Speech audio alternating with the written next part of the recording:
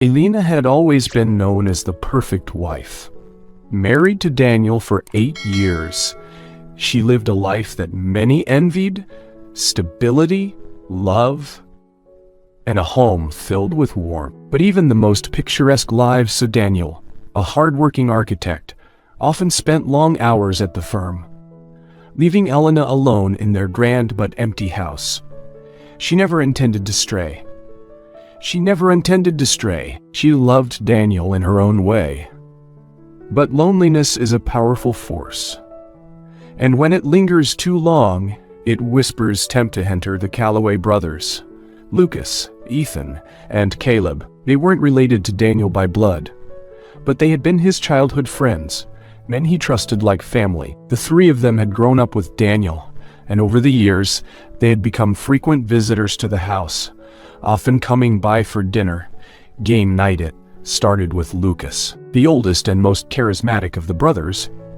He had always been flirtatious, but one evening, when Daniel was away on a business trip, his teasing turned into something more.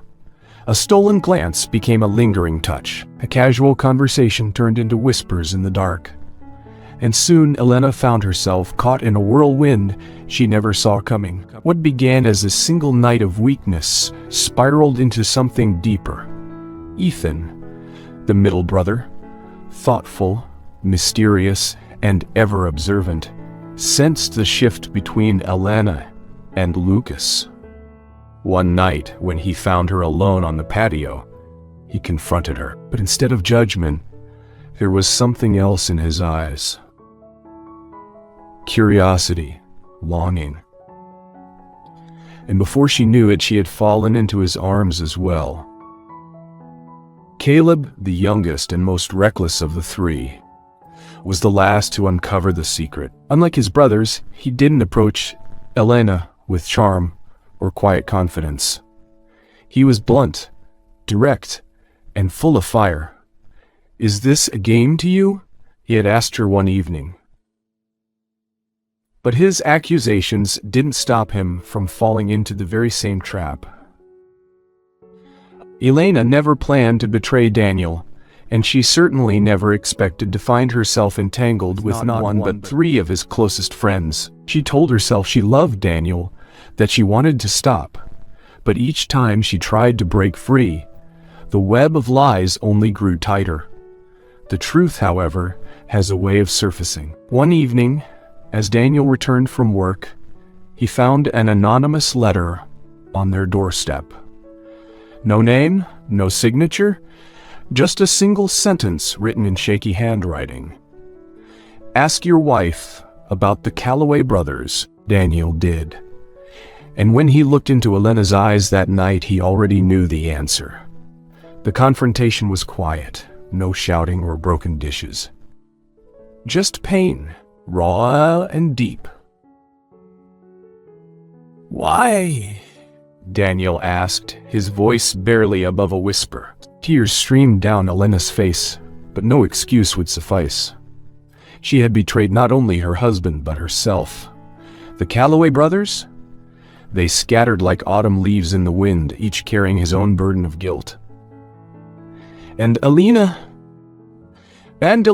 she was left alone, staring at the shattered pieces of a love she had once taken for granted, because some betrayals can never be undone. The silence after Daniel's discovery was worse than any argument, worse than any storm. He packed a bag that night, saying nothing as he left their home. Elena stood in the doorway, watching him go, knowing she had no right to stop him. The Calloway brothers vanished soon after. Lucas moved to another city, his charm dulled by shame. Ethan withdrew into himself, avoiding everyone who knew the truth. And Caleb, once reckless and bold, now carried a weight he never expected, a guilt that burned through him like fire. Elena was left alone in the house that had once been filled with love and laughter. The walls felt too big, the rooms too empty. She had ruined everything. But the worst part, she wasn't even sure why she had done it. Weeks passed, then months. Elena tried to move forward, but the world around her refused to let her forget. Gossip followed her like a shadow. Friends who once adored her now whispered behind her back. She thought about leaving town, but something inside her told her she had to face what she had done. Then, one evening, Daniel returned. He stood in the doorway, the same place he had left her months ago. His face was unreadable. He looked different, older, perhaps, or just exhausted by the weight of it all. "Why are you here?" she asked, her voice barely above a whisper. "I don't know," he admitted. They sat at the dining table, the same table where they had once shared meals, laughter, and love. Now, there was only silence. "I've spent months trying to understand," Daniel finally said, "trying to figure out if it was something I did, if I wasn't enough." Tears welled in Elena's eyes. "It wasn't you," she said, shaking her head. "It was me. My choices, my mistakes." His voice cracked, and for the first time since that night, she saw just how much pain she had caused. "I know," she whispered. He exhaled slowly. "I didn't come here for closure.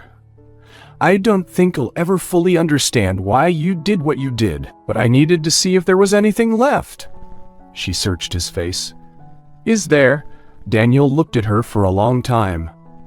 "I don't know," but something in his voice, some small flicker of hesitation, told her the door wasn't completely closed. Not yet. Lucas never returned. He started over in another state, carrying his guilt in silence. He would never forgive himself, but he knew that some mistakes have no redemption. Ethan tried to make amends. He reached out to Daniel once, apologizing, but the friendship was beyond repair. Some wounds never fully heal. Caleb, however, suffered the most. The reckless younger brother, the one who always thought nothing could touch him, found himself spiraling. He lost himself in bars, in fights, in regret. And one day he simply disappeared. No one knew where he went. Some said he left town. Others whispered that he had met an unfortunate end. But in the end, it didn't matter. Because what had been broken could never be pieced back together. Elena and Daniel sat in silence. Two people who had once loved each other, now separated by an invisible wall of betrayal. "Do you want to try again?" she asked, her voice small, hesitant. Daniel was quiet for a long time. Then finally he stood. "I don't know," he said again, "but I'll let you know when I do." And with that he walked away. Not gone forever, but not ready to come home either. Elena watched him go, feeling the weight of everything she had lost. Perhaps one day they could find their way back. Or perhaps some things are meant to stay broken. Only time would tell. The days after Daniel's return were filled with uncertainty. He didn't call, didn't text, but she knew he was still in town. That alone was something. Not forgiveness, not yet, but something. Elena tried to move forward. She threw herself into work, into routines, into anything that would keep her from drowning in regret. But guilt is a quiet thing. It lingers in the silence, in the spaces between distractions. Then, one evening, she saw him. Daniel was sitting alone at a cafe downtown, staring into a cup of coffee, as if searching for answers in its depths. She almost walked past, almost let him be, but something pulled her forward. She took a deep breath. "Can I sit?" Daniel looked up, his eyes weary. For a moment she thought he might tell her no. But instead he gestured to the empty seat.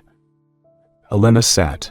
Neither of them spoke at first. The city hummed around them, cars passing, people laughing, life moving forward even when their world had stopped. Finally, Daniel broke the silence. "Did you love them?" The question made her stomach twist. She had asked herself the same thing 1,000 times. "No," she said, her voice steady. I thought I did in the moment. I thought I was chasing something I had lost. But it wasn't love."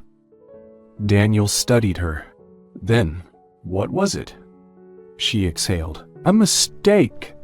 A selfish, reckless mistake." His jaw tensed. "I still don't understand." "I don't either," she admitted, "and I don't expect you to forgive me. I don't want this to be the end of us." Daniel looked at her for a long time. Then, he shook his head. "Elena, I don't know if we can ever go back to what we were." A lump formed in her throat. "I know. But maybe," he continued, "we can figure out who we are now." Hope flickered in her chest. "What does that mean?" "It means I'm not ready to let go completely," he said. "But I don't know how to move forward yet," she nodded, swallowing the ache in her chest. It wasn't a promise. It wasn't a second chance. But it was something, and for now, something was enough. Months passed. Lucas never reached out. Ethan sent a letter once, but Elena never read it. And Caleb remained a ghost. Daniel and Elena took things slowly. Some days were good. Some were painful. But healing is never linear. One evening, as they walked along the old bridge where they had their first date, Daniel stopped. I don't know if I can ever love you the way I did before," he admitted. Elena's heart clenched. "But I think I might be able to love you in a new way," he added. She looked at him, her eyes searching his. "Is that enough?" Daniel reached for her hand. "The first time in months." "Well, find out," he said. And as they stood there, the past still lingering, but the future uncertain, they realized that maybe, just maybe, some broken things don't need to be put back together. Sometimes, they just need to be rebuilt.